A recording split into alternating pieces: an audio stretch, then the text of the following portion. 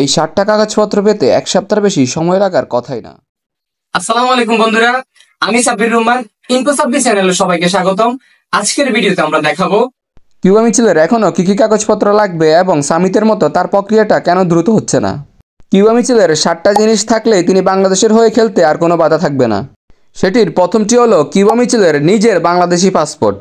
তারপরে লাগবে মায়ের বাংলাদেশি পাসপোর্ট, যেহেতু তিনি মায়ের দিক থেকে বাংলাদেশি। এরপরে লাগবে নানি বা নানার বাংলাদেশি পাসপোর্ট, মাও যে বাংলাদেশি বংশোদ্ভূত সেটার প্রমাণ হিসাবে নানি নানার পাসপোর্ট লাগবে। এরপরে কিউবা মিচেলকে এগুলোর সাথে আরও সংযোজন করতে হবে বাংলাদেশি জন্ম নিবন্ধন কিংবা এনআইডি কার্ড। তারপরে লাগবে ডুয়েল সিটিজেনশিপের সার্টিফিকেট। এছাড়া লাগবে ইংলিশ এফের ছাড়পত্র। আরও লাগবে জামাইকান ফুটবল ফেডারেশনের ছাড়পত্র। এই 60টা কাগজপত্র থাকলে কিউবা মিচেল বাংলাদেশের হয়ে খেলতে কোনো বাধা থাকবে না।